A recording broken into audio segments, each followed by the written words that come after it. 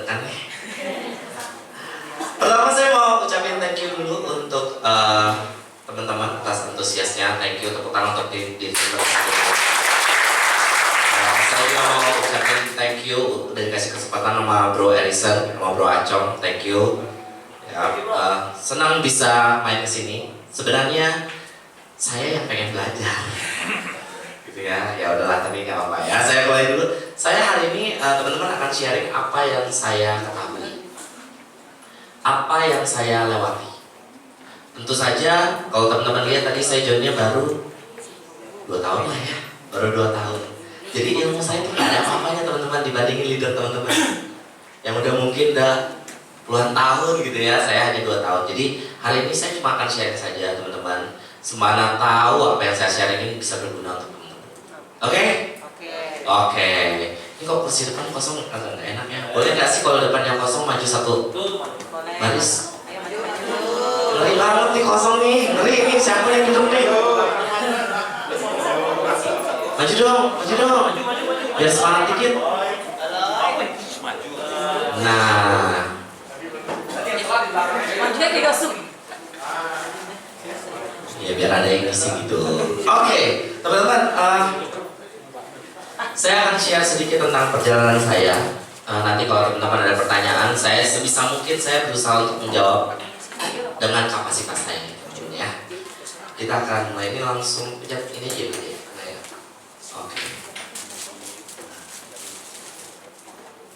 Oke, perjalanan yang lalu.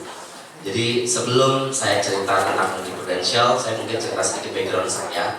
Jadi teman-teman memahami bagaimana saya bisa sampai ke titik ini saat teman-teman. Jadi teman-teman, saya itu lahir di tahun 1986. Lucu nggak? Lucu nggak tuh? Terus ya? Dari kecil? Ya. Udah gede juga lucu kan? Nomor rekeningnya nanti kasih ya.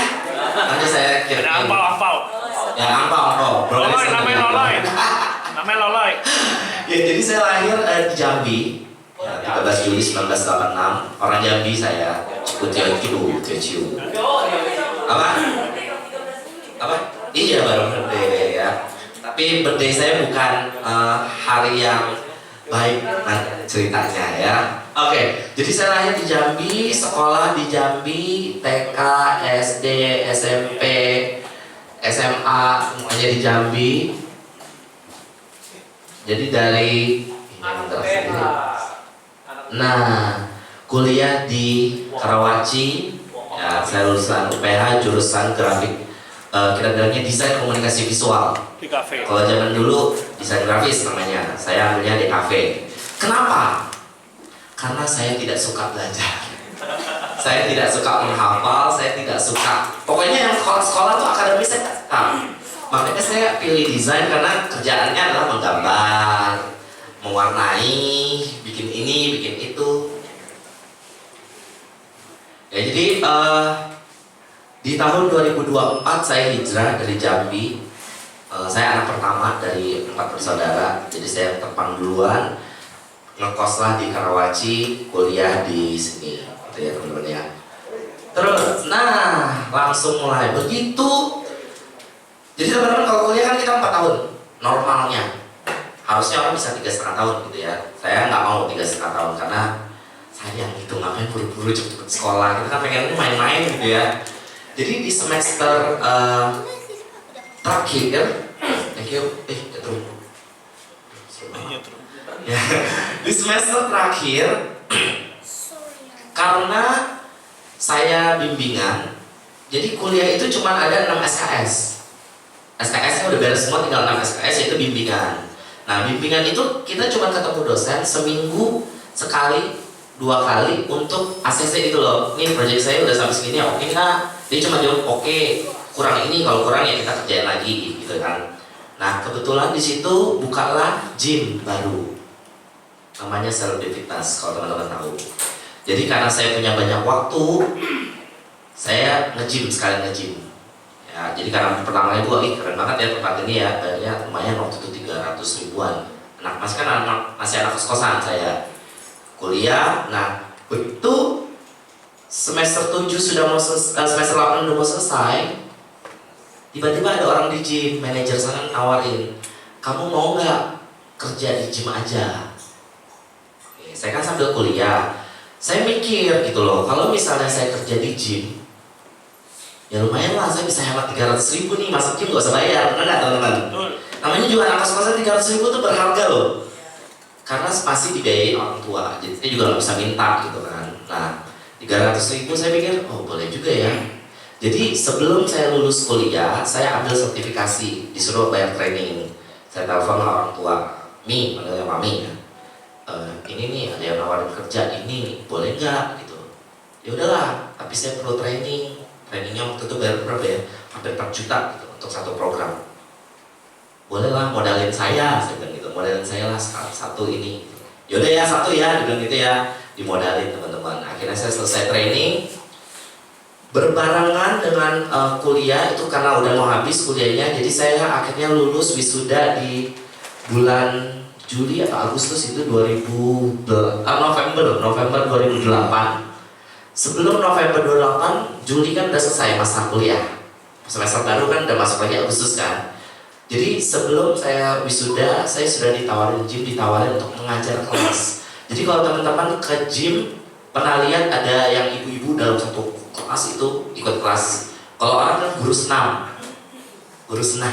mak saya juga tahunya guru senam.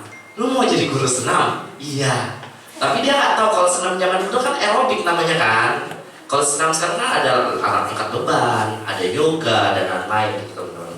Jadi sebelum saya wisuda, saya kerjalah di gym. Jadi walaupun saya lulusan di DKV, saya tidak pernah kerja grafis sama sekali.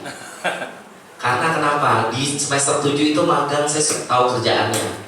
Saya pergi jam 9 pagi, pulang bisa jam 9 malam. Ujung-ujungnya gajinya UMR juga teman-teman. Jadi saya pikir, oh ya udah kalau di gym kan saya kerjanya pas, bisa nge-gym bebas. Jam berapapun saya mau nge-gym bisa. Terus juga kalau misalnya saya nggak kerja, itu kerjanya cuma pagi. Jadi kerjanya pagi jam 8 sampai jam 10. Sore kerja lagi jam 5 sampai jam 8. Kan kelasnya cuma ada di prime time kan. Terus kenapa kok nyetir mulu? Ada pakai baterai nih. Ada perasaan.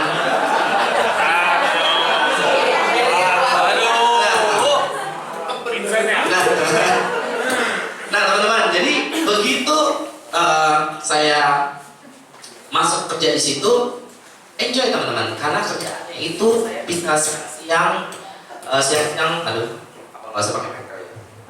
Saya siang-siang bisa nonton bioskop, saya siang-siang pokoknya waktu kerja saya itu cuma pagi sama sore, sisanya saya kosong, saya bisa tidur siang, saya bisa pun by the way sampai sekarang juga setiap malam saya tidurnya jam 9, jam 10 malam teman-teman.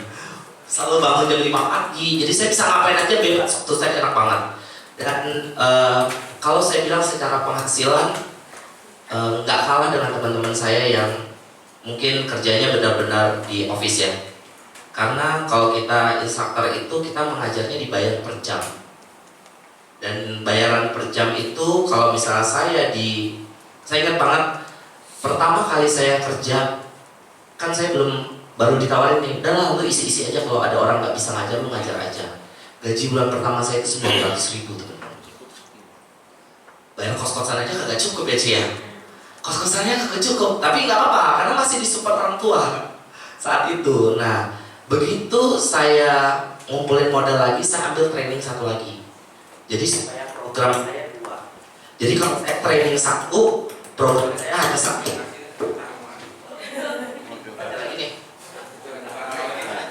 Ya,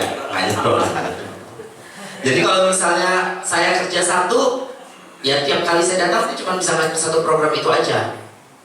Kalau saya pegang 2 program, jadi setiap kali saya datang kebetulan ada 2 program yang kosong, saya bisa langsung isi 2 program. Jadi kalau kita hitung bensin segala macam, ya sekali jalan dapat 2 gitu loh. Jadi semakin banyak program, kita akan semakin cepat naiknya. Nah teman-teman, jadi saya ambil 2 program, itu saya sudah ambil 2 program teman-teman. Saya bilang ke orang tua saya bahwa udah tidak usah dibiayain lagi. Karena dengan 2 program saya sudah bisa membayar uang yang dikasih orang tua saya setiap bulannya. Gitu teman-teman. Jadi saya kerja, ya udah. Setelah saya lulus, setelah saya wisuda ini teman-teman, orang tua saya tidak perlu support lagi. Saya sudah oke, sudah bisa jalan sendiri. Nah itu perjalanan saya cari duit teman-teman. Akhirnya saya kerja freelance, namanya freelance itu berarti pokoknya siapa kosong lu isi. Kalau kita ada tempat kosong di sini, regular mingguan atau bulanan kita kasih. Jadi kamu ada kelas tetap, tapi tetap posisinya sebagai freelance. Nah setelah saya bekerja 2 tahun, saya diangkat menjadi full time teman-teman. Full time itu artinya kelas saya sudah fix, Senin sampai Minggu itu fix, saya ada 1 hari libur, sisanya saya udah diplot. Jam segini ngajar di Karawaci, jam segini ngajar di misalnya Plaza Indonesia, jam segini besoknya ngajar di Puri Indah, di mana-mana di seluruh cabang teman-teman.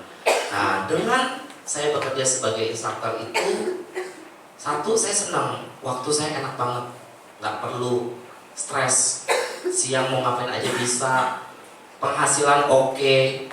Di usia muda saya itu,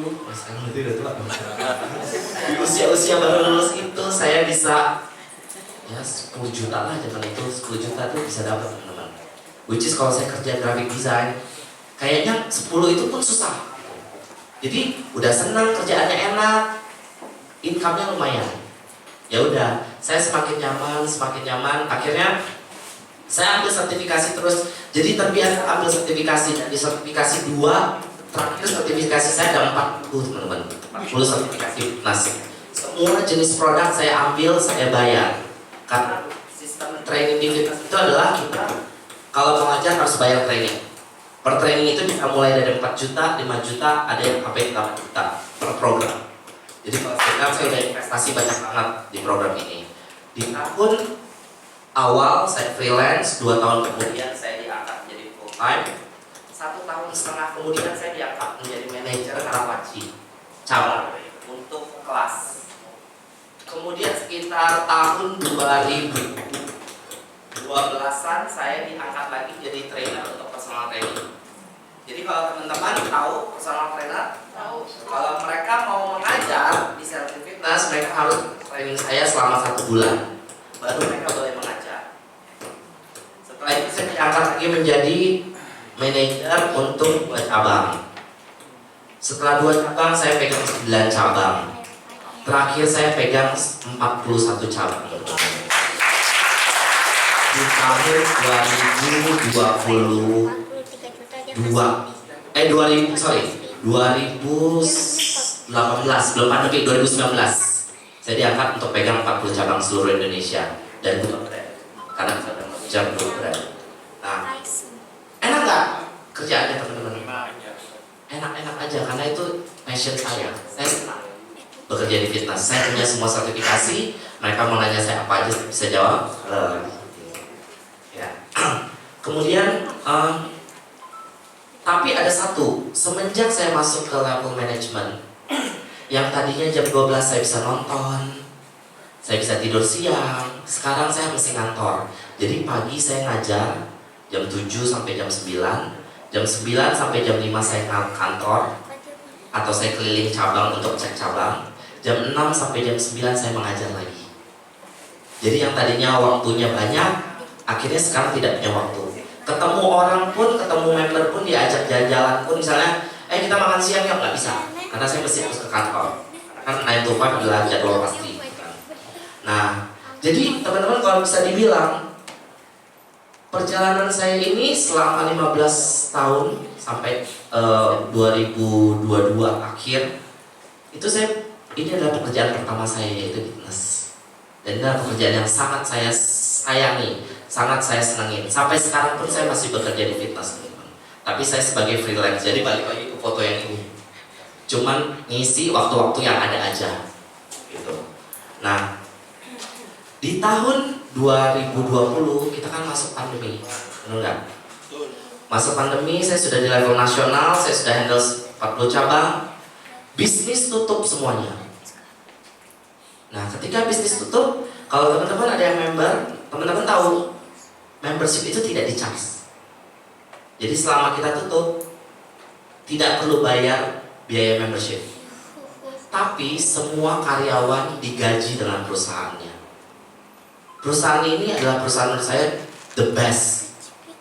Karena di masa-masa pandemi, semua perusahaan fitness lain mereka potong gaji, kita dibayar full setiap bulan sepanjang tahun, teman-teman. Jadi ini adalah perusahaan yang bagus banget dan saya bersyukur saya bisa bekerja di perusahaan ini. Nah, cuma masalahnya kalau semua karyawan digaji tapi biaya membership tidak ada, duitnya dari mana? Nah, duitnya adalah dari para manajer yang ditekan suruh jual ini, jual itu, kasih service ini, kasih service itu. Nah, akhirnya kita putar-putar dong, gimana ya cara cari duit ya? Bikinlah kelas online, bikinlah penyewaan alat, jadi mereka bisa tetap latihan di rumah, bisa bayar alat, nggak usah bayar membership tapi mereka bayar alat, which is harganya setara dengan membership. Selama pandemi, kerjaan saya bukannya tambah enteng, malah tambah berat. Karena kita muter otak terus, aduh, penjualan turun nih, gimana caranya naikin lagi gitu teman-teman. Jadi di akhir tahun 2022, which is pandemi sudah berakhir, dari bisnis yang menurun di awal tahun Februari 2022 itu adalah pencapaian tertinggi di fitness departemen saya. Saya dituntut cuma 70%, KPI saya bisa nyampe 80%. Dan di saat itu juga entah kenapa saya kerasukan apa, saya minta resign tanpa saya ada penawaran kerjaan baru.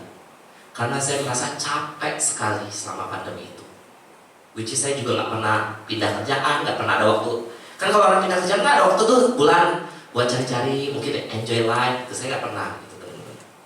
Jadi di awal tahun 2022 saya tiba-tiba bilang saya mau resign dan bos saya pun kaget. Ngapain lu resign? Lu emang ada tawaran kerjaan baru atau apa gitu? Nggak ada, saya cuma mau. Jadi saya pikir apa saya karena saya suka nyanyi, apa saya kejar nyanyi ya?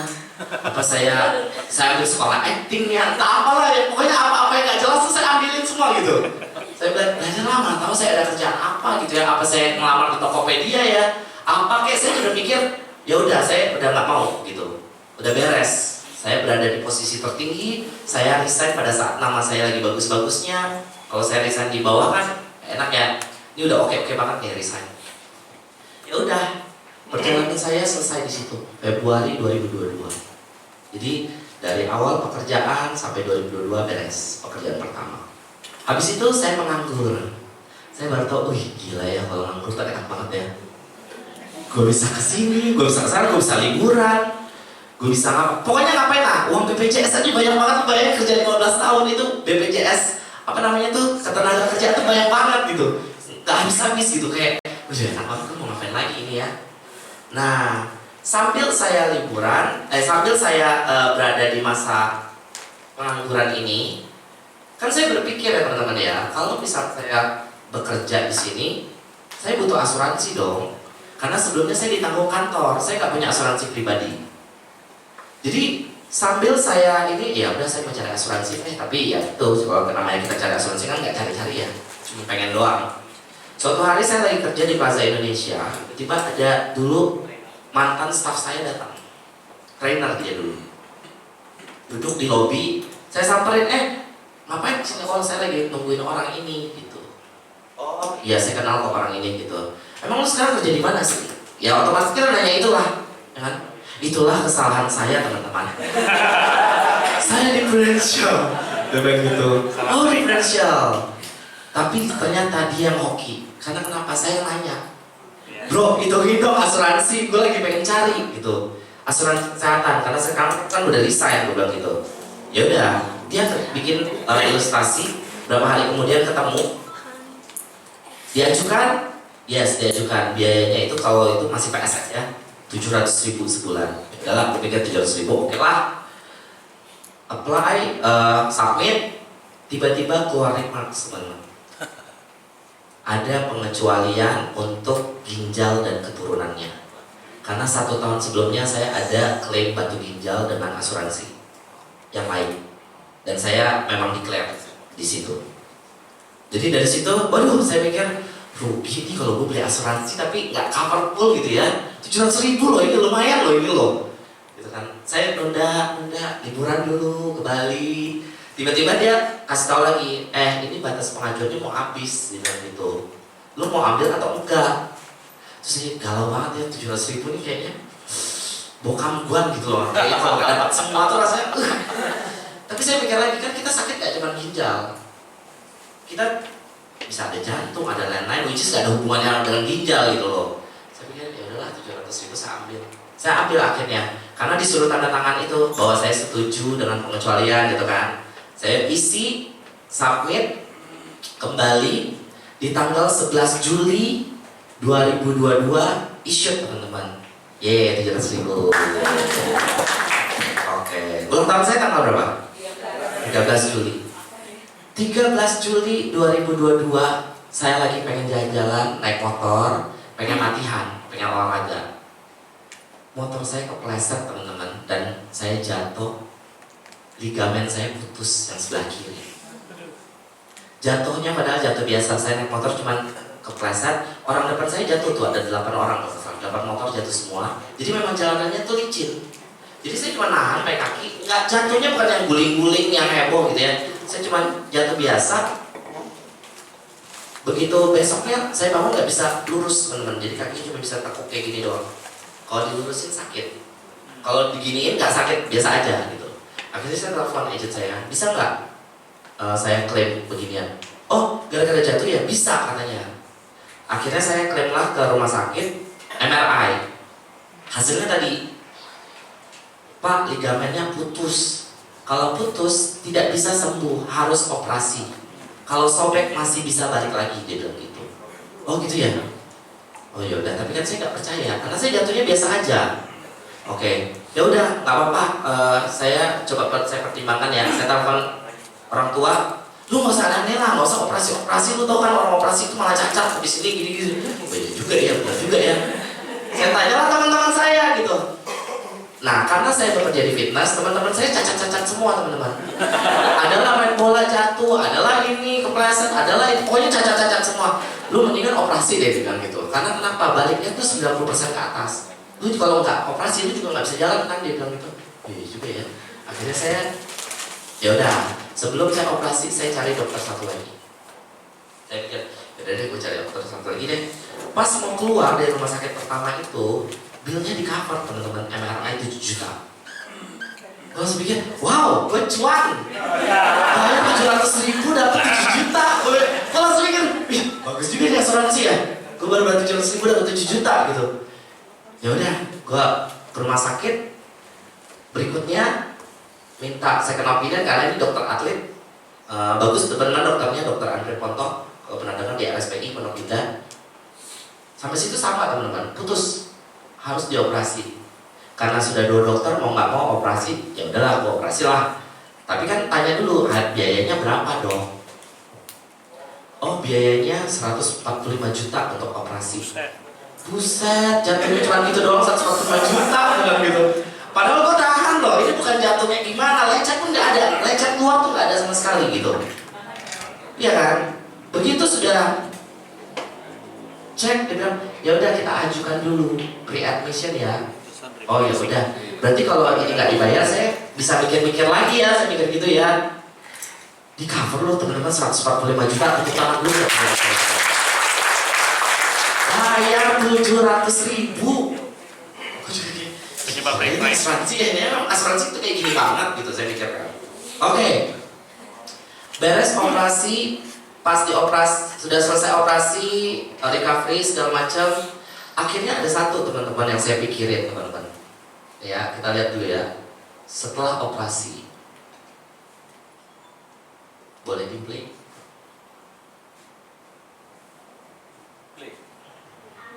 Tuh, kakinya nggak boleh tekuk, cuma boleh lurus doang. Dan jalannya masih harus pakai tongkat. Nah, rambut aja kacau begitu ya namanya. Kayak anak preman dari mana gitu. Tuh, kakinya nggak boleh tekuk, cuma bisa lurus. Jadi dia si brace ini dia kunci. Kaki saya nggak bakal bisa tekuk, pasti lurus terus. Jadi ada kuncinya gitu teman-teman ya. Nah jadi Juli 2022 ini adalah kejadian yang mengubah segalanya teman-teman. 20 Agustus akhirnya saya bilang ke orang yang rekrut saya, kayaknya saya pengen jadi agent deh. Kenapa? Karena saya berpikir cuma satu teman-teman. Saya mau orang tua saya kalau ada apa-apa mereka bisa tercover seperti saya. Jadi saya cuma mikir satu, aduh kalau nyokap gue kan gak ada asuransi ya, mami gak ada asuransi, bapak saya juga gak ada gitu kan. Jadi, oh yaudah mendingan gue bikin asuransi deh buat mereka deh. Kalau ada apa-apa, ya udah tercover gitu loh. Dan orang tua saya kan benci asuransi deh dulu, dibohongin mulu gitu loh sama agent. Jadi mereka gak pernah mau punya asuransi. Jadi caranya adalah kalau saya jadi agent dan mereka tahu saya dibayar asuransi, mereka pasti mau. Akhirnya saya join agent karena saya pengen orang tua saya di cover. Biayanya kita bagi dengan anak-anak. Saya teleponin adik-adik saya, bikin asuransi ya untuk mami gini, untuk papa gini. Oh oke, setuju. Ternyata mami saya diterima, bapak ditolak karena ada riwayat sebelumnya yang udah nggak bisa lah, decline lah gitu ya. Jadi tujuan saya jadi agent asuransi adalah satu, saya pengen dapat diskon karena anak-anak yang bayarin orang tua. Dan saya berpikir kalau suatu saat orang tua saya keluar 145 juta pun yang masih akan menanggung adalah anak-anak semua. Nah, mungkin lah kita minta mereka yang bayar sendiri gitu kan. Jadi udah, saya cuma mikirnya itu doang teman-teman. Dan ketika sudah jadi agent, saya udah bikin orang tua saya, si leader saya bilang, lu kalau misalnya lagi begini-beginian, lu kalau buka sendiri doang, ya udah, lu cuma menolong mereka doang. Tapi lu bisa cari lagi, mana tahu asuransi lu itu bisa dibayarin sama orang lain, dia bilang gitu. Oh gimana caranya? Lu datang deh training. Jadi selama saya 1 bulan pertama yang kaki saya nggak bisa tekuk itu, baru bisa, akhirnya cuma boleh tekuk berapa derajat. Ya udah saya training teman-teman. Ikut sistem, datang Sabtu sama ada hari Senin kalau di kantor saya, diajarin, oke, lu harus begini. Ya saya praktekkan lah ke teman-teman saya. Tiap kali ketemu, saya praktekin closing 70 juta, itu closing kedua saya 70 juta setelah mama saya. Terus saya pikir, yaudahlah, aneh juga ya ini bisa kayak gini bisa dapat 70 juta ya. Sekeluarga berlima ambil semua gitu. Saya deketin lagi teman saya yang lain, teman dekat saya gitu. Closing lu 100 juta teman-teman. Saya juga bingung ya. Padahal saya cuma ngikutin doang, disuruh apa ya, saya nggak pernah ditemenin. Jadi saya jalan sendiri selalu. Karena ya nggak enak juga gitu kan, nggak enak. Terus kedua ya, ini kan dekatnya sama saya, jadi saya selalu dekat. Jadi teman-teman, entah kenapa di tanggal 31 Desember itu saya AAD teman-teman. Dalam waktu 3-4 bulan, target saya itu penjualan pribadi itu udah 300 juta sendiri. Dan saya diminta rekrut, ya saya rekrut gitu loh. Teman-teman saya yang baik, mereka mau jadi agent, ya jadi agent ambil sendiri. Itu cara saya di tahun pertama teman-teman. Jadi entah kenapa di tahun itu, dengan saya mempraktekkan apa yang dikasih tahu di sistem itu, mereka itu closing. Jadi saya tahun pertama itu nasabahnya ada 12 kalau nggak salah, 12 nasabah. Dan itu closing rasio saya ada di 90% ke atas teman-teman. Tiap kali saya ketemu orang pasti closing. Jadi saya cuma bilang, gila hebat banget ya ini ya trainingnya ya. Saya tidak pernah bekerja di dunia sales. Selalu selama ini ya saya memanage orang, memanage bisnis fitness. Tidak pernah jualan secara langsung ke orang. Baru di sini pekerjaan kedua saya berjualan, dan ternyata hasilnya positif teman-teman. Dan gila, luar biasa loh, bisnis ini benar-benar bisnis luar biasa. Dan di tahun itu ada satu nasabah saya klaim, teman baik, dia main bulu tangkis, jatuh, ankle-nya ligamennya putus tapi di ankle. Dan dia baru bayar berapa ya? Dia lebih muda dari 600 ribuan kalau nggak salah. Itu klaim 90 juta dibayarin loh sama Prudential. Jadi kayak saya berasa bahwa bisnis ini tuh membantu orang ya. Saya dapat income, ya kalau 300 juta income-nya belum segede saya di kantor lama gitu ya teman-teman ya. Di kantor lama pasti lebih gede gitu. Tapi saya berasa, di sini teman-teman saya juga membantu. Akhirnya dari situ saya pikir ya udahlah, saya serius akan coba seriusin bisnis ini. Setelah saya mencapai AAD ini teman-teman. Ya. Lewat 2022 jadi AAD senang nggak teman-teman? Senang luar biasa. Hebat, gue bisa nih, gue capek nih. Oke. Sekarang di tahun 2023, apa yang terjadi teman-teman? Awal yang dipenuhi dengan semangat yang sangat membara, kayak, wih gila nih, gue harus kejar AD nih. Gue kayak luar biasa nih. Tapi teman-teman, gila, baru awal bulan, teman-teman saya semua dapat bonansa. Saya nggak tahu itu namanya bonansa apaan. Pas sudah tahu, saya langsung down. Downnya adalah gini, kenapa leader saya nggak kasih tahu kalau di Januari itu ada beginian?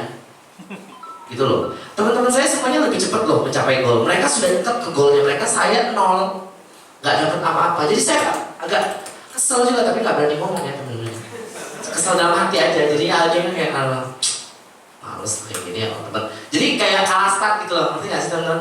Teman-teman gue semuanya yang seangkatan AAD ini udah pada dapat ini 100% lagi yang awal tahun itu kan. Saya nggak dapat apa-apa.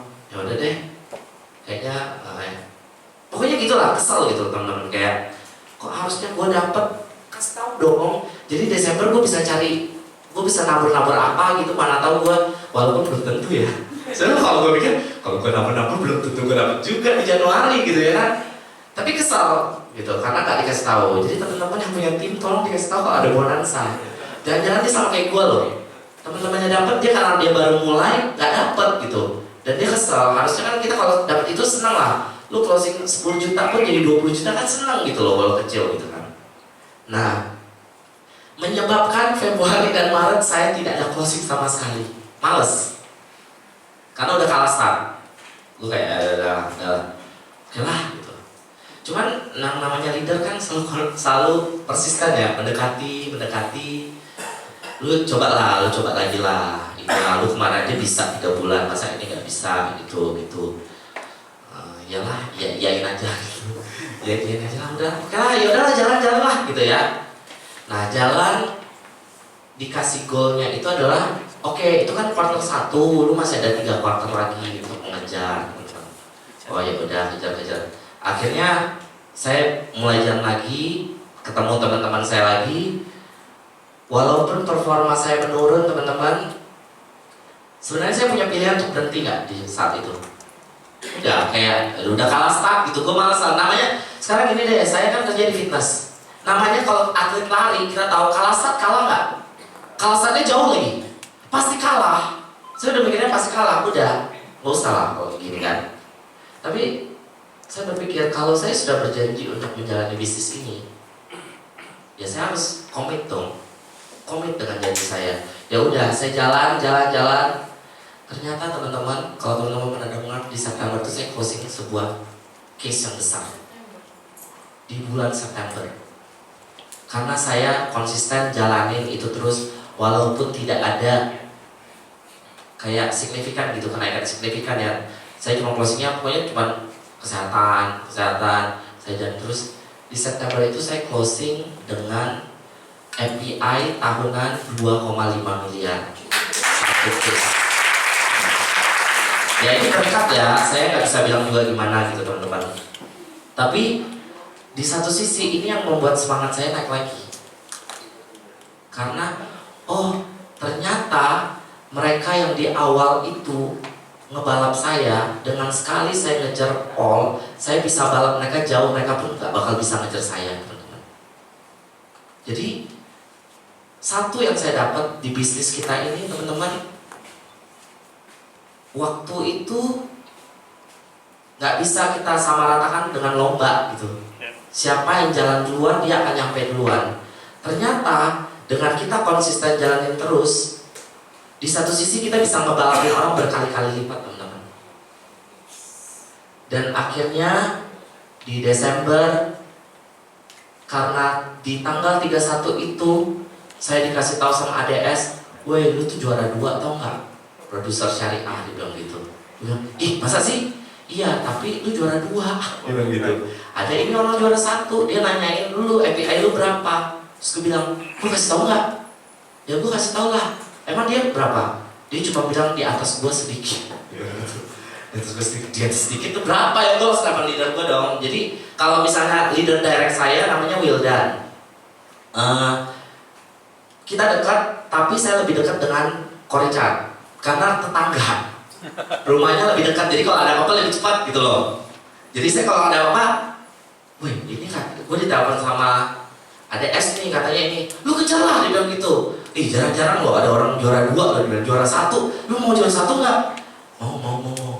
Ya gimana lu posting lah, lu cari lah teman-teman lu gitu kan. Jadi dari jam berapa itu, dari jam 6, gue saya ke sekolah jam 6 sore. Saya kontak itu teman-teman saya, siapa yang mau ketemu, cuman saya kalau udah ngomong nih, lu kalau bisa posting kayak gini, nggak bisa. Lu kalau misalnya buka dengan case, lu butuh kesehatan, lu harus cari nasabah lama yang udah kenal sama lu, gitu. Dan lu harus ngomong kenapa lu tujuannya lu menawarkan ini. Satu ya bagus untuk dia, satu lu juga mengejar gitu. Dan saya telepon teman saya satu, bro, gue lagi gini-gini nih. Lu kan kemarin bilang lu masih butuh berapa M, lu mau nggak ambil sekarang? Lu support gue lah, mana tau gue jadi juara 1, gue bilang gitu. Oh lu butuh berapa? Dia bilang gitu. Gue juga nggak tahu gue butuh berapa, gue bilang gitu. Tapi kalau lu tambah kebanyakan, lu medical, jadi lu ambil yang kecil-kecil aja lah, gue bilang gitu kan. Jadi di hari itu saya kontak beberapa teman, saya bisa closing 3 case dengan nilai API senilai 200 juta dalam 1 hari terakhir gitu. Demi mengejar si juara 1 itu. Tapi yang isut cuma 1 case. 2 lagi kagak isut, ya udahlah, oke lah gitu ya. Dan puji syukur teman-teman, saya bisa mencapai top 2 produser syariah untuk tahun kedua saya. Luar biasa. Tapi apa yang jadi pembelajaran saya? Nah, setiap kayak misalnya tahun pertama ya, saya punya pembelajaran. Tahun kedua kan pembelajaran saya salah satunya bonanza, saya nggak dapet. Nah saya selalu evaluasi. Memang dari dulu saya orangnya seperti itu. Kalau saya salah apa, sebisa mungkin saya coba perbaiki teman-teman. Jadi di tahun 2024, ya saya udah tahu ada bonanza kan. Yang ini masih ada sisa 2 case kan teman-teman kan. Ya udah saya kejar e-shot di itu, dan akhirnya pertama kali saya dapat bonanza, senang banget. Kecil-kecil gak apa-apa, yang penting dapat. Kecil-kecil tuh gak apa-apa, yang penting dapat aja. Itu aja udah senang gitu teman-teman. Ya jadi kalau teman-teman misalnya baru atau teman punya tim, kasih tahu lah bonanza itu penting sekali, sangat memotivasi gitu. Ya itu kayak curi start gitu ceritanya ya. Nah, sekarang kalau yang saya mau bahas adalah dari perjalanan saya ini ada beberapa hal yang saya review. Apa yang saya lakukan sih di tahun itu? Kenapa bisa sampai kayak gitu? Yang mungkin saya bisa share untuk teman-teman di sini.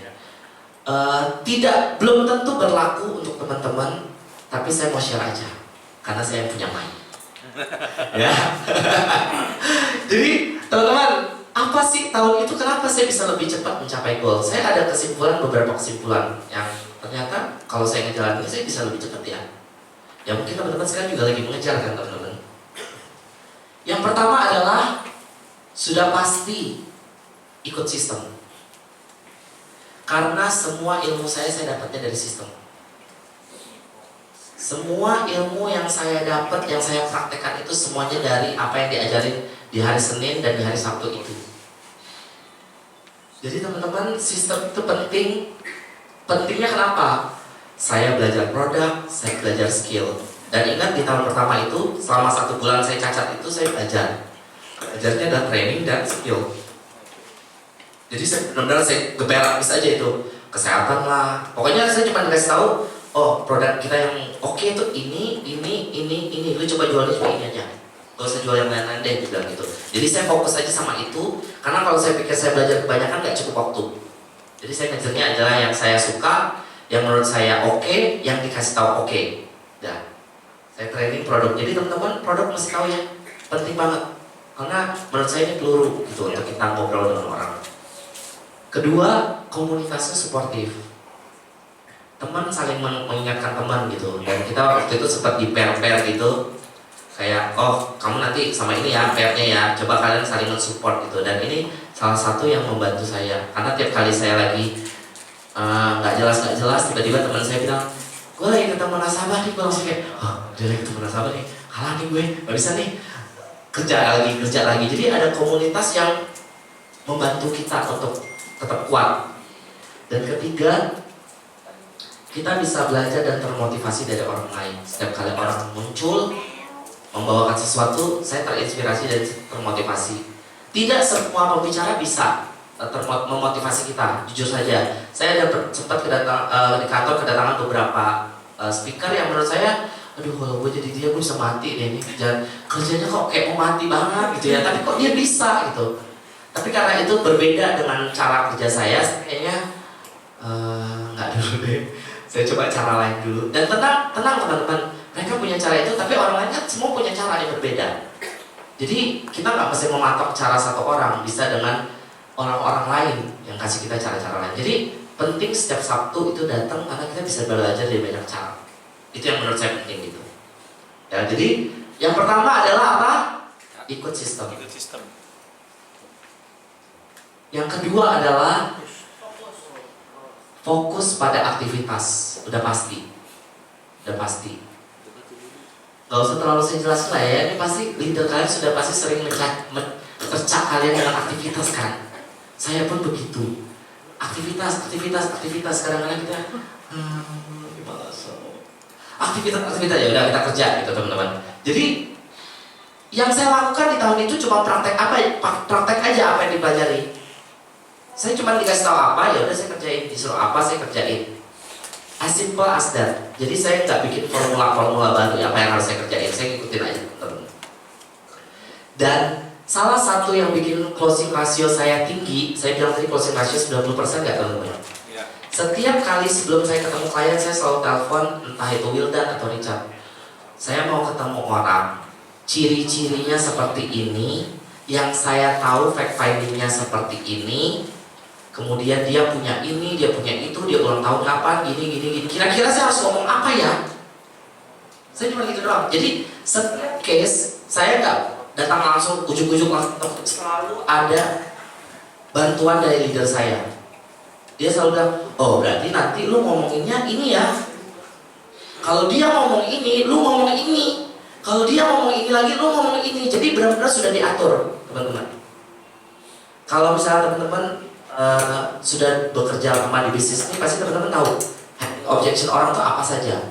Dari mana dia akan ngomong kemana, dia akan ngomong kemana gitu. Nah, karena saya baru, saya nggak ngerti, ya udah diajarin gitu.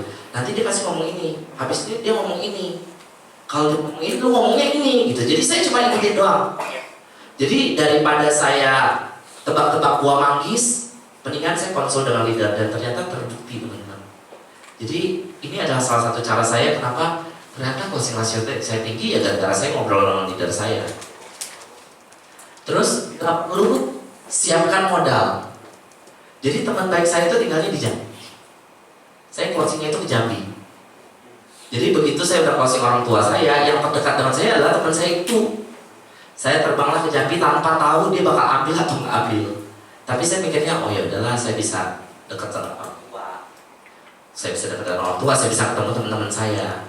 Nah, sedikit cerita. Selama saya bekerja di 15 tahun itu, teman-teman, setiap kali Cynthia, setiap kali Imlek, selalu mama saya atau papa saya terbang ke Jakarta. Karena saya selalu bilang, nih kalau misalnya saya pulang ke Jambi, saya nggak kerja apa-apa juga gitu loh. Plus, kalau teman-teman tahu namanya instruktur dibayar per jam. Kalau saya tidak bekerja, maka selain saya sudah bayar tiket balik, duit saya dipotong tiap hari. Karena saya harusnya dapat penghasilan segini, jadi nggak dapat. Jadi selalu orang tua saya datang. Dan ya sekalian mereka liburan lah, namanya dari Jambi juga nggak dapat kan ke sini kan. Jadi mereka liburan. Nah, semenjak saya kerja di Pru, barulah di tahun itu saya bisa pulang teman-teman, ketemu orang tua saya di Jambi, ketemu nenek saya di Jambi, walaupun kadang-kadang mereka kesini. Dan ini satu yang kayak, iya ya, gue nggak sadar ya selama ini saya kayak gitu. Nggak sadar bahwa selama ini saya selalu minta mereka datang, tapi padahal gue juga bisa balik sebenarnya gitu. Cuman kayak nggak rela kalau dulu itu. Jadi ya udah, gue pikir gue sekarang pulang siapin modal, ketemu teman, mana tahu ada yang ngambil, ternyata dia ambil 100 juta lebih 3 case gitu teman-teman. Dan fokus step berikutnya adalah mereka selalu bilang dari awal lu harus perbesar network ya. Karena kenapa? Kita ada di masa-masa kadang-kadang kita udah gak tahu lagi mau prospek siapa. Jadi kalau lu bisa, ya itu perbesar network lah. Nah, saya perbesar network adalah dengan cara ikut arisan ibu-ibu. Karena saya kenalnya cuma dengan ibu-ibu. Kan saya ngajarnya ibu-ibu. Jadi saya ikutlah arisan ibu-ibu. Ada 3 arisan yang saya ikut. Tiap minggu ketemu, makannya yang lain semua ibu-ibu, cuma 2 cowok sama 1 lagi instruktur cowok, 1 berdua doang. Sisanya ibu-ibu semua. Gitu. Jadi ini bagaimana cara saya memperbesar network saya. Ya, bisa diikuti, bisa juga tidak. Ya. Oke, lanjut. Setelah fokus pada aktivitas, nah ini yang selalu diajarin teman-teman, tangan di atas. Ketika saya bertemu orang selalu bukan karena saya menawarkan case, tapi dia butuh apa. Ini yang bisa saya tawarkan kalau perlu kebutuhan ini. Jadi kita ya kita bikin kebutuhannya dia butuh apa, dan kita tawarkan bahwa kita memberikan kebutuhannya dia. Bukan saya datang karena saya jualan produk, tidak. Jadi selalu diajarin seperti ini dan ternyata berhasil. Dan karena saya pernah melalui kecacatan ini, jadi saya bisa jual kecacatan saya tiap kali. Sedih kan? Udahlah, ini bagus banget. Sedih loh, gue ini untung loh ada asuransi loh, kalau nggak ada loh, gue nggak tahu loh gimana loh gitu kan.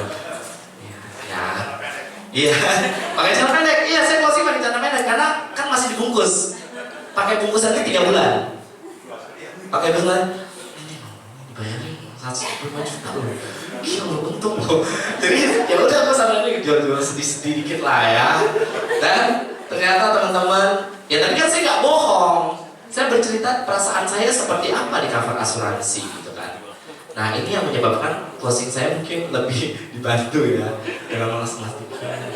Makanya kalau Anda mau closing harus cacat.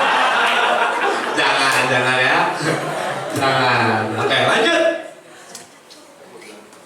3. Nah, ini juga salah kunci yang penting sekali. Takut saya baru. Teman-teman yang baru juga ini penting. Saya yakin sangat penting. Yaitu apa? Borrow strength. Borrow strength dari leader teman-teman. Karena saya cuma punya waktu 3 bulan untuk mengajar AAD, 3-4 bulan. Saya nggak mau buang-buang waktu dengan membuat formula sendiri. Kalau sudah mereka biasa closing, ya saya tanya yang mereka biasa closing lah. Ya nggak teman-teman?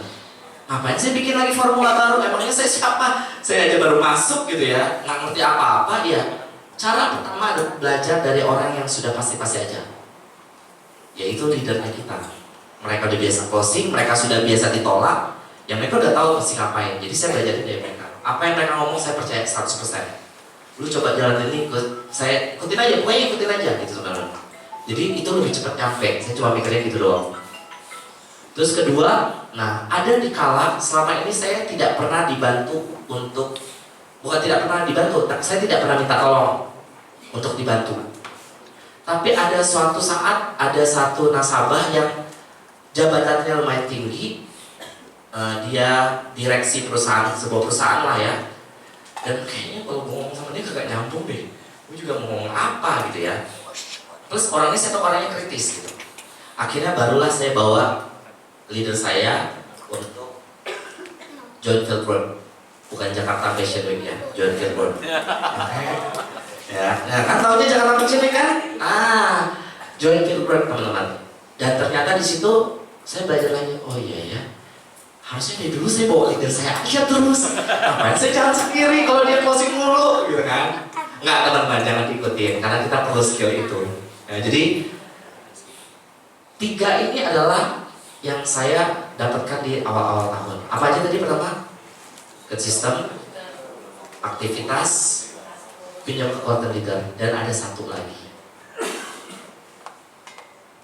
Doa teman-teman. penting. Ini penting banget.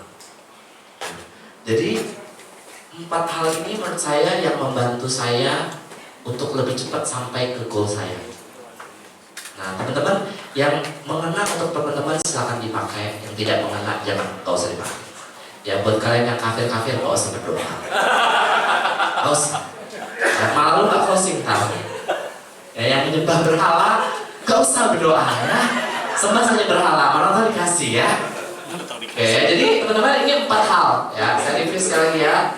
Saya ikut sistem, aktivitas, pinjam kekuatan leader, sama doa.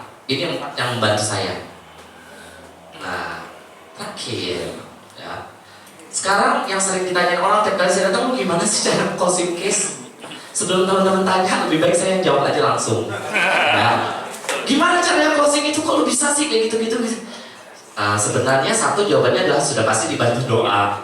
Ya, ada beberapa hal yang mungkin sulit kita bicarakan, yang nggak bisa kita bicarakan secara rasional lah ya. Tapi teman-teman, saya ada beberapa hal yang saya nggak tahu karena saya merasa, tapi saya selalu bersyukur ya. Tahun 2022, saya resign dari perusahaan tanpa ada kejelasan saya mau kerja apa. Mikir, oh ya udah. Saya ambil asuransi. Kemudian saya kecelakaan. Kemudian saya jadi agen asuransi. Kira-kira kalau saya tidak resign, saya akan beli asuransi atau tidak? Tidak. Kalau saya nggak beli asuransi, kecelakaan belum tentu loh. Belum tentu loh.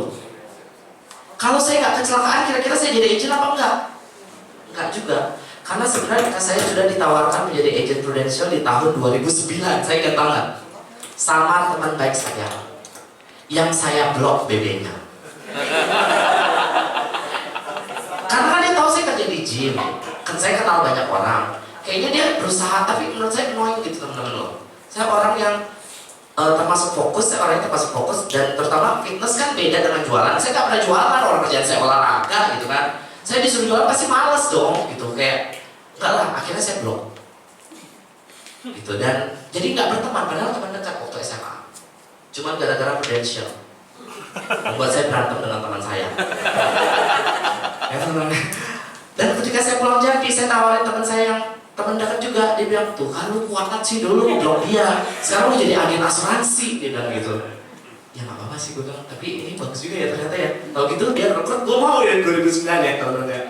Tapi ternyata bagi saya enggak lah. Kalau saya direkrut 2009 juga saya belum tentu jadi apa-apa kok. Orang saya masih songong, masih sok-sokan fitness, sok-sok badan bagus kali ya waktu itu ya. Sekarang kan udah enggak. Ya, jadi kayak, oh ya udah, semua tuh ada waktunya. Semua ada waktunya ya. Nah, balik lagi ke topik sini. Saya tidak pernah tahu saya dapat big case, saya tidak pernah tahu saya jadi agen asuransi, saya tidak pernah tahu saya ada kecelakaan. Tapi saya yakin bahwa semua ini sudah diarahkan. Kalaupun teman-teman mungkin sekarang berada di sini tidak tahu gara-gara apa, mungkin dipelet sama leader masing-masing, atau tiba-tiba pengen join, itu pasti sudah tahu ada tanda-tanda. Pasti ada sesuatu teman-teman yang mungkin harus kita coba cari tahu. Kenapa sih kita bisa masuk ke sini gitu? Dan ya, gila closing gue segitu, duitnya banyak loh. Gue gak pernah udah duit sebanyak itu loh. Saya, nih mau jujur ya, selama saya bekerja 15 tahun ya teman-teman, saya gak pernah kasih uang ke orang tua saya sedikit pun, tidak pernah. Tidak pernah. Sedangkan saya lihat orang teman-teman saya yang mungkin income-nya di bawah, mereka bisa kasih uang untuk orang tuanya. Even though 1 juta deh, 500 ribu, saya gak pernah kasih kalau teman-teman. Cuma selalu kasihnya pas ulang tahun doang, nih hadiah, dibeli gitu teman-teman. Dan di sini baru setelah saya kerja di Prudential, saya bisa bawa orang tua saya jalan-jalan teman-teman. Pertama kali, dan itu rasanya saya sampai nangis. Karena kenapa? Saya merasa gila ya, dari dulu gue ternyata begitu gitu loh. Gue gak sadar kayak gitu. Tapi begitu saya kasih, saya baru kayak, oh iya ya, ternyata begini rasanya gitu. Orang ngasih orang tua. Jadi Prudential tuh mengubah hidup saya sekali. Dari seorang yang mungkin berbeda gitu ya, bahwa Tadinya saya cuma memikirkan diri sendiri. Tiap kali gue pergi, ya udah gue pergi, duit gue berkurang dong. Kalau gue bayarin ini bayar itu duit kurang dong. Tapi walaupun saya mencoba menabung, habis juga loh teman-teman. Uang itu kita pakai buat disco lah, kita pakai buat apa lah gitu ya. Habis juga gitu ya. Kalau pikir, kenapa gue gak kasih aja dari dulu gitu ya. Jadi kayak itulah Prudential itu mengubah hidup saya. Dari saya anak durhaka menjadi anak yang sedikit tidak durhaka. Belum ya, kan kalau gue beliin rumah baru gue bilang gue gak durhaka gitu ya. Gue beliin apa yang mereka mau baru gue gak durhaka gitu ya. Tapi inilah teman-teman jujurnya. Selama saya kerja 15 tahun saya gak pernah pulang. Begitu saya kerja di Prudential, tahun lalu saya bisa pulang kampung 3-4 kali loh teman-teman. Saya punya waktu untuk ketemu mereka, untuk jalan-jalan ke kebun. Kebun bapak saya itu ada pelihara ayam, pelihara babi, pelihara ini, pelihara itu, lucu gitu mereka. Lu kalau orang lihat, lu follow Instagram gue ya di sini ya. Andri.green ya. Iya follow ya, jangan lupa ya. Nanti lu bisa lihat tuh kebun-kebun. Tapi story sih itu sih. Gak apa-apa, ntar gue pulang gue posting lagi ya. Jadi teman-teman, ini beda loh. Itu kayak, ih gila ya, tahu gini. Kenapa gue gak SMP zaman dulu gitu. Karena beda, rasanya beda. Kalau teman-teman ini berarti yang belum resign lah segera. Rezeki gak kemana kok, lu bisa cari dari mana aja gitu loh. Ya. Nah balik ke sini ya teman-teman ya. Perjalanan saya tidak pernah tahu. Saya closing big case itu saya juga tidak pernah tahu tiba-tiba muncul. Tapi saya cuma berpikir kalau closing big case itu terjadi di awal tahun saya join, belum tentu saya juga closing. Karena saya gak ngerti apa-apa waktu itu. Jadi saya benar-benar bekerja selama awal tahun saya untuk mengejar ini, dan ternyata dikasih sama Tuhan gitu teman-teman. Bagaimana saya cara closing? Lu gimana sih cara closingnya? Jujur jawabannya saya tidak punya jurus khusus teman-teman. Apa yang saya pelajari balik lagi dari sistem. Saya cuma dibilang kebutuhan orang tuh ini, berarti lu mesti ngomong ini, lu mesti ngomong ini, lu mesti ngomong. Udah saya benar-benar ikutin itu.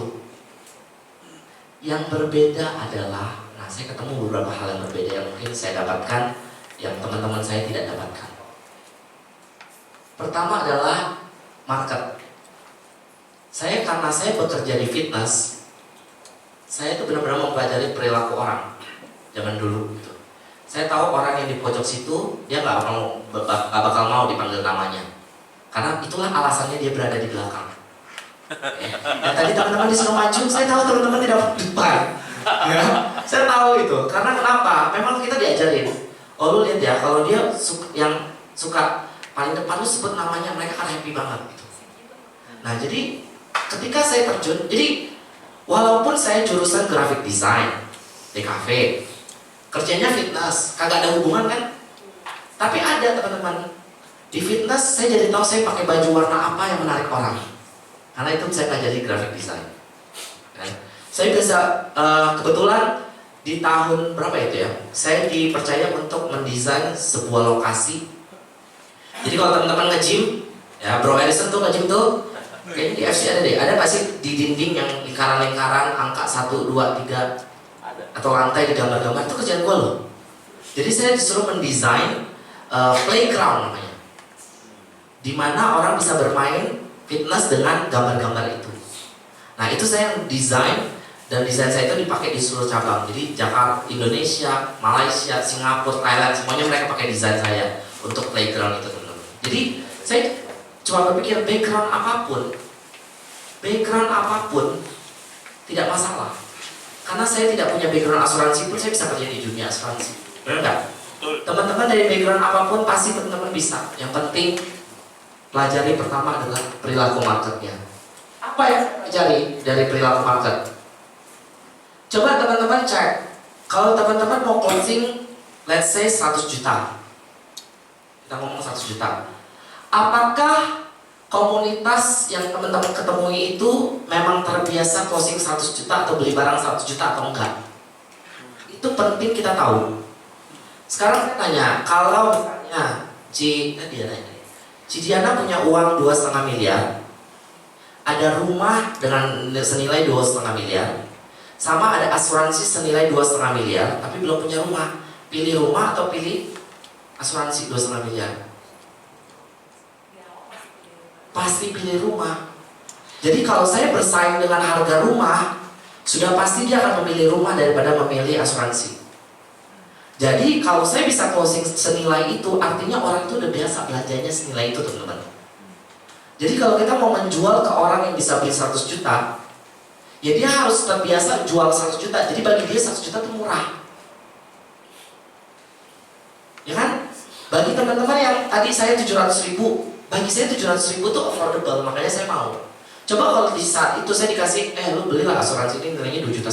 Saya juga mikir waktu itu, karena kemampuan saya tidak sampai di situ. Ya kan? Saya bayar disko aja 500 ribu.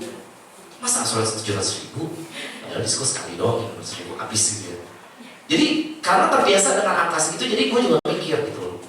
Nah, jadi teman-teman cek komunitasnya sekarang. Saya mau closing 500 juta. Apakah dia orang itu sering belanja 500 juta atau enggak? Semakin dia sering belanja senilai itu, semakin mudah kita deketin. Karena kenapa? Dia tahu itu angkanya biasa aja. Tapi kalau dibandingin dengan hasilnya, apa yang dia dapat 500 juta pasti dapatnya gede banget. Dia pasti pengen. Daripada dia beli mobil Avanza atau dia mau beli mobil apa tuh 500 juta atau ya itulah ya. Dia pasti lebih memilih ini karena ini jadinya 5 kali lipat. Sedangkan Avanza nilainya menurun atau Fortuner nilainya menurun gitu atau apapun itu. Ya, jadi pertama kita mesti tahu mereka terbiasa closing segitu atau enggak. Kedua, kalau mereka belum terbiasa, bagaimana? Nah, pertama, ya lu jangan jual nilai segitu lah, udah pasti. Ya, dia biasanya berapa? Market setiap orang itu pasti berbeda, teman-teman. Saya punya market itu, mungkin teman-teman tidak punya market, atau bahkan ada orang di atas saya punya market lebih besar dari itu. Yang kita lihat tuh tiap tahun, BCC, tiap tahun tuh ya teman-teman ya. Tapi ini bukan alasan saya untuk tidak, atau alasan kita semua tidak mencapai goal. Karena saya pernah ketemu. Jadi waktu kemarin itu saya trip, saya ketemu satu orang, COT juga. Gimana caranya kok lu bisa tiap tahun? Karena saya tahu dikasih tahu tiap tahun dia COT terus gitu. Gimana caranya? Oh, saya canvassing. Tiap kali saya keluar kota, saya samperin satu toko, tapi sudah memang saya riset toko-tokonya dia bilang gitu. Dan jadi gini loh teman-teman, dia nggak pakai cara saya, tapi dia juga bisa COT gitu loh. Dia juga canvassing, dan canvassing pun bisa COT. Berarti dia ada ilmu yang dia tahu dong. Tapi kan nggak terpatok pada satu cara. Ada berbagai cara. Jadi kalau misalnya sekarang kita bilang lah, oke, lu kan punya market segitu, ya udah, berarti lu jangan pakai cara gua gitu loh. Cara gua nggak efektif. Apa yang bisa kita lakukan? Ganti strategi, bentuk market baru. Jadi kalau kita nggak bisa main kualitas dengan nilai tinggi, berarti kita mainnya apa? Kuantitas. Kalau misalnya nggak ada market, ya lu join lah arisan ibu-ibu. Karena saya dapat itu dari arisan ibu-ibu, gitu kan? Dan kalau kesulitan bagaimana? Kalau nggak tahu mesti ngapain? Ngapain teman-teman? Tanyalah leader teman. Pasti leader teman-teman tahu jalannya. Saya kan nggak kenal. Teman-teman pasti kenal dengan leader teman-teman. Ya, jadi kalau nggak tahu ngapain? Tanya leader. Jadi pertama kalau saya pribadi, saya cek dulu perilakunya. Oh, dia sering belanja segini nih. Oh, dia punya ini nih, dia punya ini nih. Sekarang kalau saya bilang mobilnya Bentley itu senilai 7 miliar.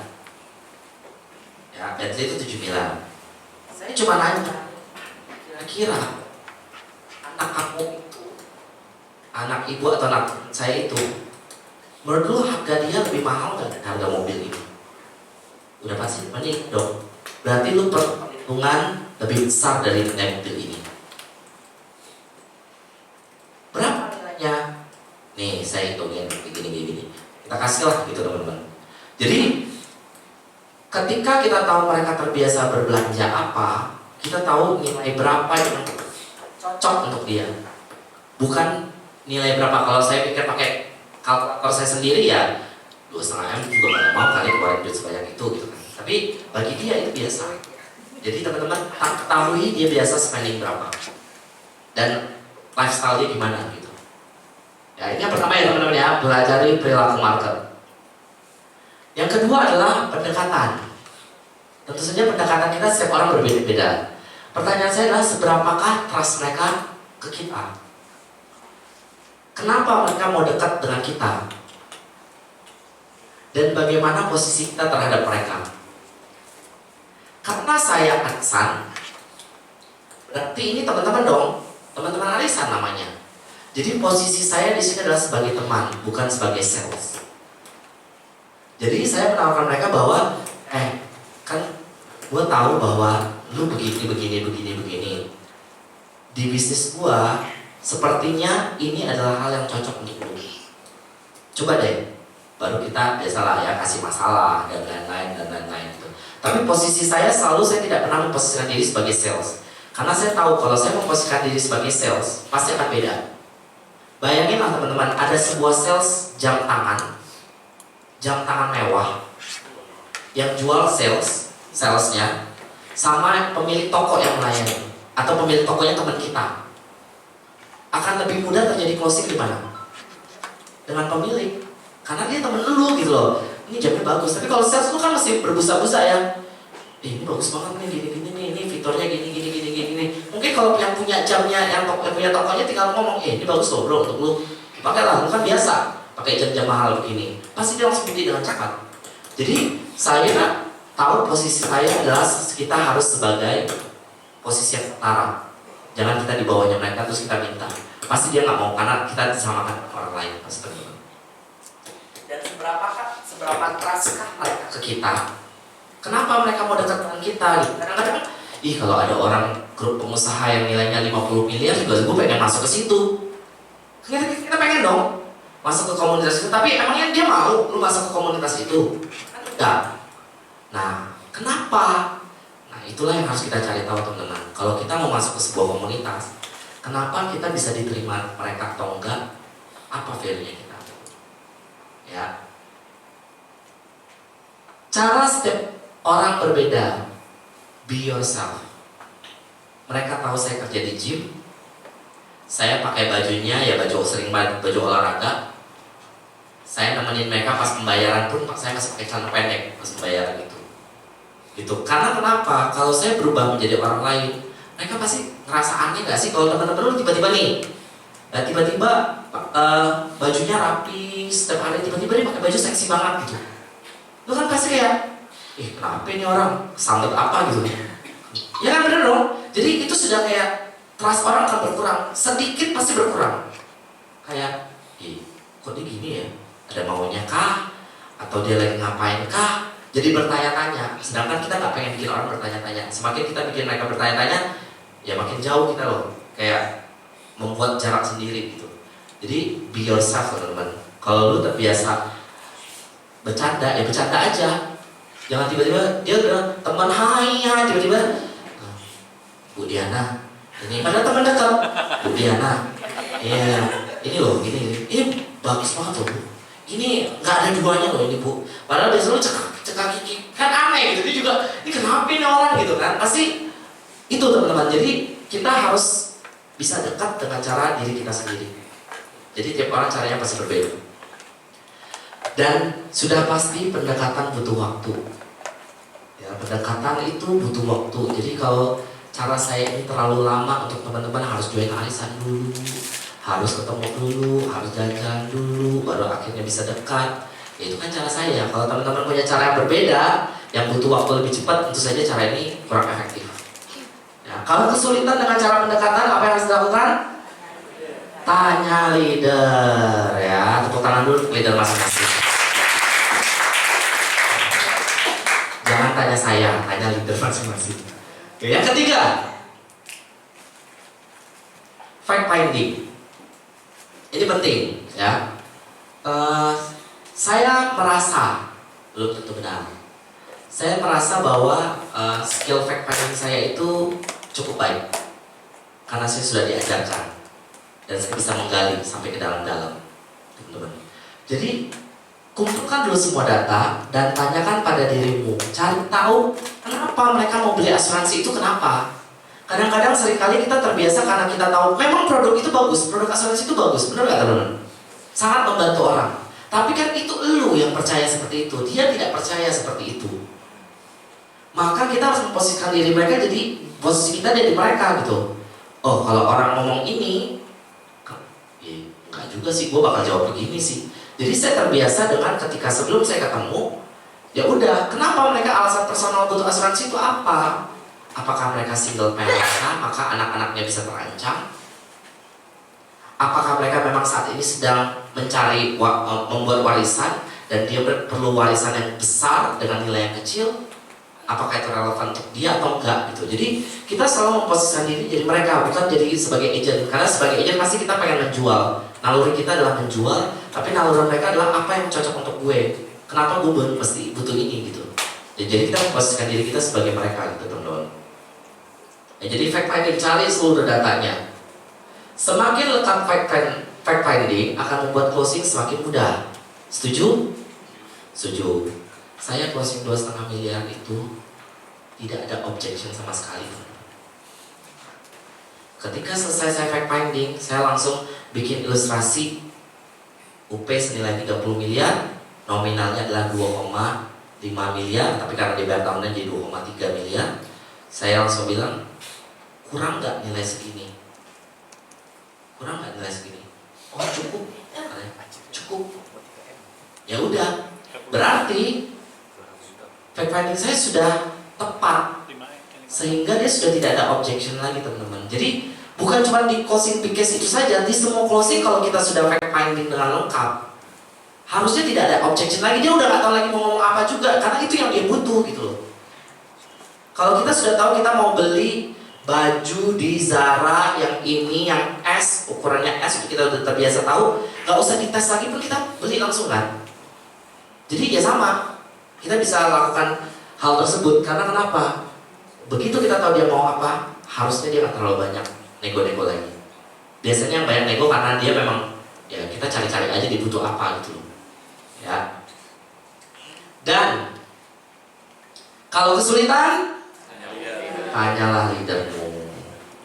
Pokoknya semuanya jawabannya leader. Abis ini tanyalah leadermu. Leader langsung laku ya.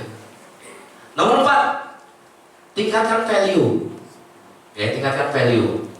Saya bekerja di industri yang mereka kenal. Nasabah-nasabah saya kebanyakan tuh adalah orang di gym, ya, teman-teman dekat gitu ya. Mereka sudah tahu bahwa saya kerja di situ 15 tahun, saya nggak bakal lari kemana-mana. Mereka sudah tahu dari dulu saya tidak pernah pinjam duit. Jadi gue gak akan pinjam duit dulu. Jadi apa yang saya lakukan selama ini ternyata ada efeknya gitu teman-teman. Yaitu itu adalah value saya. Dulu itu kalau di gym saya dibilangnya galak. Karena kenapa? Ini kenapa dibully deh? Saya tuh dibilang galak karena kenapa? Lu telat, lu gak usah masuk kelas gua. Karena kalau lu telat, kalau ada apa-apa, tiba-tiba lu jantungan, gue yang akan tanggung jawab lo. Jadi mereka, walaupun mereka lebih berumur dari saya, mereka akan mengikuti bahwa oh dia tuh orangnya kayak gini loh. Kalau lu gak boleh masuk, gak boleh masuk. Lu mau komplain aja silakan. Tapi kalau saya kasih tahu bos saya akan support saya karena dia tahu saya orangnya gak main-main. Saya bukan orang yang bisa dibayar gitu kayak ya lah, ntar gue traktir lah, lu kasih gue masuk. Enggak, saya mendingan gak usah. Karena kenapa ini safety lu gitu, buat jagain safety lu. Jadi mereka tahu value saya bahwa saya dari dulu orangnya seperti itu. Saya memang orangnya judes gitu. Kalau ngomong saya langsung ngomong gitu. Sama orang yang lebih berumur saya bisa panggil nama. Karena kenapa? Saya bilang, Bu, kalau lu kenapa-napa saya panggil Bu siapa nih? Bu Susanti ini udah jatuh duluan gitu kan. Santi gitu, lebih cepet kan? Ya dong, bener dong. Jadi mereka sudah terbiasa dengan itu dan bukan karena saya tidak sopan. Kalau di luar ya saya kadang-kadang masih panggil Bu gitu. Tapi mereka juga senang juga kan, dipanggil lebih mudah kan. Ya kan? Mau dipanggil Bu atau mau dipanggil nama? Nah ya kan? Jadi teman-teman value-nya itu penting. Jadi sekarang kenapa mereka mau menginvestasikan pada diri uangnya pada kita gitu? Kenapa nggak mereka investasikan kepada orang lain aja? Ya kan? Dan apakah kita sudah menjual diri kita sebaik mungkin? Jadi ini penting untuk kita selalu branding, selalu kita tahu bahwa kita ini apa. Karena jujur saja kalau misalnya nih saya sebagai orang yang nggak tahu siapa-siapa, tiba-tiba ada Bro Harrison datang sebagai pemilik agensi dengan agentnya dia, saya pasti akan beli dengan Bro Harrison. Karena kenapa? Sudah terbukti dia punya value yang lebih tinggi. Jadi gue aman gitu kasih duit sebanyak itu, ya kan? Jadi udah kalah di value duluan. Makanya kita jangan kalah sama Bro Harrison. Kita harus tingkatkan value, bener bro? Wah, luar biasa. Jadi kita harus tingkatkan value kita terus. Kalau enggak dipandang sebelah mata gitu loh, kayak oh ya lalu nggak ada apa-apanya gitu. Sedangkan dia udah kerja di sini 15 tahun. Gimana saya bisa bersaing dengan orang yang 15 tahun kerja di industri fitness, di asuransi, saya baru 1,5 tahun gitu. Jadi tingkatkan value. Ada 3 hal cepat cara kita untuk meningkatkan value yang harus kita manfaatkan. Pertama adalah kita gunakan kedekatan. Kalau lu dekat sama orang ini, maka kita jual kedekatan.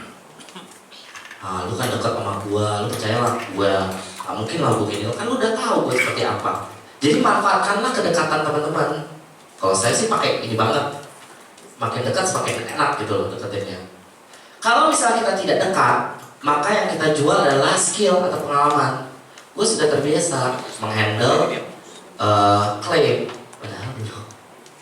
Gue sudah terbiasa menghandle klaim. Karena kenapa? Tim saya, sebenarnya saya ngomong tim saya itu masa leader saya dan lain gitu ya. Tapi kan kadang-kadang kesannya tim gue, padahal itu tim di atas gue. Sudah terbiasa menghandle klaim. Jadi orang percaya gitu loh. Dan saya nggak bohong, memang mereka terbiasa menghandle klaim. Namanya agent asuransi, klaim itu ya hal yang biasa gitu kan.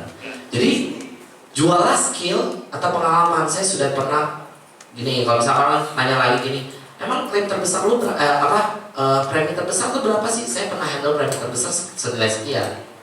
Jadi nilai lu tenang aja, aman. Karena orang pun menginvestasikan nilai segini. Lu investasi 100 juta dibanding sama ini, lu lihat lah orang ini kok kenapa berani. Ya kan, saya bisa menjual value itu, ya kan. Dan yang ketiga adalah tentu saja borrow strength. Karena saya baru, saya akan pasti pakai mendompleng leader saya. Karena dia sudah lama berada di bisnis ini. Ya, jadi udah, yang kita jual bukan diri kita lagi, tapi leader kita. Ya tadi saya bilang tim saya, leader saya udah biasa menghandle seperti ini, dan dia pernah handle case ini loh. Case ini tuh sebenarnya sulit, tapi dia bisa berhasil dan lain-lain. Jadi yang kita jual orang lain, which is leader kita. Jadi ini adalah menurut saya 3 cara supaya kita bisa meningkatkan value sehingga orang mau closing. Itu teman-teman. Kalau nggak tahu ya tanya leader. Dan terakhir ini akan selesai juga ya. Bangun urgency. Asuransi itu adalah kebutuhan primer atau kebutuhan sekunder dan lain-lain. Primer nggak? Bagi kita primer, karena kita penjual. Tapi bagi mereka akan lebih penting survive untuk hidup. Hidup enak lebih penting daripada saya punya asuransi. Benar toh? Jadi kalau saya menjual ini seperti saya menjual makanan, menjual obat-obatan, udah pasti saya kalah. Maka saya harus create urgency. Kenapa dia mesti ambil sekarang? Ini penting di step closing. Kalau dia tidak, dia pasti akan membandingkan kita dengan, gue mendingan beli mobil atau beli asuransi ya. Pasti kita digituin terus. Gue mendingan beli rumah ini atau beli asuransi ya. Pasti kita kalah gitu, karena kita dianggap nggak penting. Padahal kita tahu itu penting. Tapi ingat teman-teman, kita selalu menganggap ini penting karena kita tahu itu penting, bagus. Tapi mereka tuh nggak tahu. Jadi kalau lu menjual karena lu merasa penting ya nggak akan masuk. Harusnya dia yang merasa itu penting. Ya, jadi teman-teman, kenapa harus ambil sekarang? Kita bisa pakai banyak cara. Diskon, cashback. Orang-orang, nah ini lucu nih. Orang-orang yang punya banyak duit tuh seneng loh sama diskon. Diskon nggak seberapa aja mereka seneng loh. Jadi nggak usah lah mereka, kita aja seneng. Diskon 20.000 aja seneng ya. Belanja 100.000 diskon 20.000 aja seneng, ya bener nggak sih? Nah, 20% loh itu loh. Jadi diskon itu, ini diskonnya cuma sampai tanggal ini. Mungkin sih ini nggak butuh-butuh amat, tapi kalau dari sini lu hilang loh 200 100.000 loh, hilang loh, misalnya kalau ini kan tadi 200 juta, hilang loh 200 juta gitu. Ya orang pasti ngambil. Atau lu mumpung kondisi sehat sekarang, lu lihat kan saudara lu gini nggak bisa lagi loh. Atau storytelling, nah ini paling powerful ya storytelling teman-teman. Menjual cerita apapun untuk orang supaya mereka mau ambil cepat. Ya. Asuransi cenderung diabaikan karena bukan termasuk dalam kebutuhan utama. Bila tidak urgent, untuk apa kita beli? Kalau asuransi tidak penting untuk saya nggak akan beli gitu loh. Karena berbagi saya itu buang-buang uang. Maka kita harus selalu bangun urgensi. Kalau nggak tahu cara-cara lainnya adalah tanya leader. Ih gila, jawabannya sebenarnya ke leader, capek leader habis ini. Oke, udah teman-teman kayaknya itu doang. Jadi kita review ya. Kalau tadi saya ada 5. Pertama adalah market yang membedakan, pendekatan, fact finding, value, dan kelima selalu bangun urgensi di setiap kali kita mau closing. Itu penting sekali. Ya. Selesai. Bisa pulang nih. Jangan lupa follow Instagram andri.green. Ya. Saya ada satu quotes yang saya mau share, bukan quotes sih sebenarnya, lebih ke apa yang saya rasakan, teman-teman. Jangan menyerah, rintangan itu pasti ada. Ini yang saya alami. Mungkin teman-teman melihat bahwa, dia closing, dia ini, dia itu, tapi kan teman-teman nggak tahu di belakang saya lagi ada masalah apa. Dan teman-teman, kalau kita selalu gini ya, saya ada masalah ya, tiba-tiba saya dengan masalah orang, kayaknya masalah dia lebih berat loh daripada masalah gue loh. Saya jadi bersyukur bahwa masalah saya cuma segini doang. Jadi kalau teman-teman saat ini punya masalah, coba deh cari tahu masalah orang. Bisa jadi masalahnya lebih berat kok. Mendingan saya tidak closing atau saya kena penyakit. Mendingan saya tidak closing. Ya tapi saya juga nggak mau tidak closing. Gitu. Tapi kalau lihat masalah orang tuh bisa lebih berat loh dari kita loh. Kadang-kadang kita cuma merasa kayak, aduh gila masalah gue berat banget nih. Tapi ternyata masalah orang lain tuh ada yang lebih berat. Jadi teman-teman, kalau sampai saat ini kita tinggal 5 bulan, saya pun belum mencapai goal yang saya kejar tahun ini. Belum mencapai. Saya juga melewati rintangan teman-teman. Tapi kalau kita menyerah sekarang, lu nggak pernah tahu di depan lu ada big case. Jadi kita kejar terus. Karena kenapa? Orang kaya pun, saya kenal dengan market yang bagus pun, mereka pun punya masalah. Dan masalah mereka lebih besar dari masalah kita. Jadi kalau cuma gara-gara masalah, lu jangan berhenti gitu. Terus jalan sampai kita semua mencapai goal kita di tahun 2024. Thank you untuk kesempatannya, bro. Thank you. Ini yang bisa saya sharing hari ini. Semoga bisa berguna untuk teman-teman. Ya kalau nggak berguna ya udah lah ya. Bagaimana udah selesai. Ya, thank you untuk kesempatannya. Udah itu aja. Yo. Terima kasih banyak, Bro Andri. Thank you. Bermanfaat dan sangat menghibur. Amin. Makan mulu. Komedi ya. Iya, ada yang mau nanya langsung Arif. Halo Kok. Ya, halo. Mau nanya dong Kok, kan berarti kan yang di 2,5 ini kan syariah. Yang di closing itu produk apa, terus cara approachingnya gimana? Oke. Ngomongnya apa? Ngomongnya apa? Oke. Yang case ini ya, untuk case ini ya. Jadi yang saya jual adalah produk Pro Anugerah Syariah. Karena itu produk yang baru launching di tahun itu dengan cashback 1 bulan pertama. Jadi ada cashback senilai 1 bulan. Ya, jadi kalau saya telah berdasarkan tadi, ya kan ada 5 poin tadi kan. Kita mulai yang pertama, market. Kebetulan si market ini dia punya habit spending yang sudah besar. Ya, mobilnya di atas nilai premi saya. Ya, jadi dia sudah terbiasa membeli itu. Tahun itu dia beli 3-4 properti di atas nilai yang saya tawarkan. Jadi kita sudah lihat habit. Yang pertama ya, kita teliti pakai tadi ya. Yang kedua adalah pendekatan. saya sudah cukup dekat, baru dikenalkan, tapi memang pendekatan saya lumayan cepat. Jadi saya sudah tahu backgroundnya dan lain-lain gitu ya. Terus yang ketiga tadi apa tadi cara pendekatan? Saya balik ya. Ya kita bisa review, bisa balik ya bro. Ya. Nah, sini. Oke, tunggu satu. Oke. Yang ketiga adalah fact finding. Oke. Jadi fact finding tadi saya itu udah lengkap. Nah, ingat tadi bagian fact finding, kenapa dia butuh insurance ini? Apa alasan personal dia? Oke. Di kondisi seperti ini, karena profilnya sudah cukup berumur, maka orang dengan cukup umur,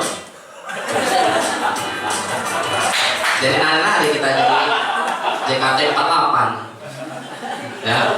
Jadi fact findingnya itu kita udah tahu kebutuhannya itu apa, which is di umur dia kan senior, di atas 60 tahun kan, itu udah masa-masanya persiapan warisan. Dan saya punya produk yang bisa menciptakan aset dengan nilai segini dengan nominal yang lebih kecil. Oke. Semua orang selalu bertanya, kok dia baliknya cuma 20%, dia mau beneran di atas 60 baliknya cuma 20%, bukan 100%. Karena saya tidak menawarkan dia untuk 20% itu. Yang saya tawarkan adalah perbedaan selisih premi yang dibayarkan dengan apa yang dia dapat. Jadi saya tidak menjual si 20%-nya. Karena kalau saya bilang, ya cuma dapat 20%, harusnya bisa 100%, ya nggak gitu sih. Jadi yang saya lihat di sini adalah perbandingan atau selisih dari jumlah premi yang dibayarkan dengan apa yang dia dapatkan, potensi yang dia dapatkan. Udah, saya cuma bermain di situ saja. Oke. Kemudian yang keempat adalah value. Dia sudah tahu saya siapa. Dia juga tahu saya orang yang nggak main-main. Teman-teman dia beberapa juga sudah closing dengan saya. Jadi dan ya dia udah tahu lah saya siapa gitu. Dan yang kelima adalah saya bangun urgensi dengan cashback. Jadi kalau kita lewatin 5 step ini, saya tahu nih dari sini apa, di sini apa, di sini apa. Harusnya sih peluang kita lebih besar ya bro ya. Jadi itu. Thank you. Ada lagi yang mau bertanya? Teman-teman, biasanya Bro Erison mau nanya tuh. Orang saya yang mau nanya aku Gitu ya? saya yang mau Nanti nanya. pas makan siang. Oke, jadi ada yang masih mau nanya nggak ada?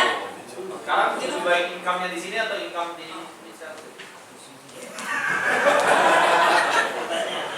Ya kalau saya mah jujur aja ya. Jadi gini, cerita dikit income pertama saya 900.000. Enggak, karena itu hanya freelance saja. Akhirnya saya bisa sampai ke UMR. Akhirnya saya naik jabatan, gajinya naik. Dan saya bekerja selama 15 tahun ya. Bayangkan kira-kira income saya setelah saya bekerja 15 tahun itu bisa berapa sih teman-teman per bulannya? 20. Berapa? 15 lah. 20 di atasnya. 30. 21. Ya kurang lebih segitulah ya. Income saya tahun lalu 3 kali lipatnya dari apa yang saya kerjakan selama 15 tahun. Jadi teman-teman yang saya lihat bukan nominalnya, tapi seberapa cepat kita bisa sampai ke sana. Karena bayangin gue untuk capai salary segitu, gue mesti kerja 15 tahun loh. Untuk setiap bulan saya bisa mencapai nilai-nilai segini. Tapi begitu saya bekerja di insurance, saya baru bekerja waktu itu 1,5 tahun, income saya bisa 3 kali lipat dari yang saya kerja selama 15 tahun itu, nominal per bulannya. Ya jadi ditanya enakan mana? Ya enakan inilah, waktunya aja lebih bebas, saya nggak perlu kerja dari pagi sampai malam, gitu kan? Jadi teman-teman yang sudah berada di sini, percayalah, tidak perlu membandingkan nominal, tapi lu kejar percepatannya itu bisa berapa kali lipat dari apa yang terakhir kali lu dapetin. Pasti dapat teman-teman, itu sih. Ya. Oke. Oke. Thank you.